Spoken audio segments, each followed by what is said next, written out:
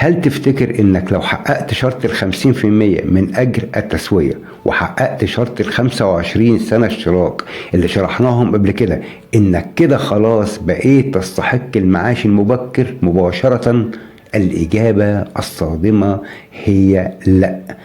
طيب ليه؟ هو في شروط تانية؟ ايوه في شروط تانية، لان قانون التأمينات الاجتماعية والمعاشات رقم 148 لسنة 2019 ما اكتفاش بالشروط دي، لكن حط شرطين تانيين. لو غاب واحد منهم تعبك كله هيروح على الارض، وممكن تلاقي نفسك من غير وظيفة.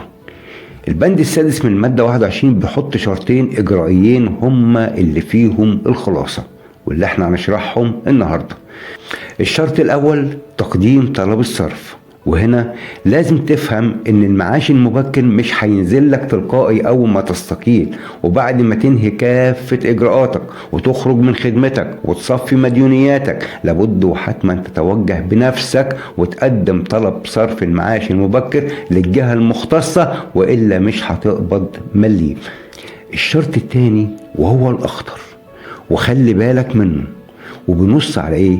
ألا يكون المؤمن عليه خاضعا لتأمين الشيخوخة والعجز والوفاة في تاريخ تقديم طلب الصرف. بالبلدي كده وببساطة القانون بيقول لك لما تيجي تقدم طلب الصرف لازم تكون أنهيت خدمتك تماما ومبقتش خاضع للتأمينات في أي مكان تاني. يعني ما ينفعش حضرتك تكون مستمر في عمل أو متأمن عليك في شركة تانية وفي نفس الوقت عايز تاخد معاش مبكر. خد المثال البسيط ده عشان الصورة توضح أكتر. شخص كمل كل الشروط الصعبة اللي طلبها القانون وتمت الموافقة على طلبه من الهيئة القومية للتأمين الاجتماعي. الشخص ده بعد ما تنتهي خدمته ومخلص كل إجراءاته ومكمل شروط المعاش المبكر ومسدد مديونياته لازم يقدم طلب الصرف وهو غير خاضع للتأمين، يعني قاعد في البيت فعليا وقت تقديم الطلب وتصفيته لحد ما إجراءاته تخلص تماما وحقه يثبت. الخلاصة المعاش المبكر مش مجرد مدة اشتراك وخلاص، ومش شرط واحد وبس، دي مجموعة شروط معقدة لازم تتحقق كلها مجتمع عشان تقدر تخرج بأمان.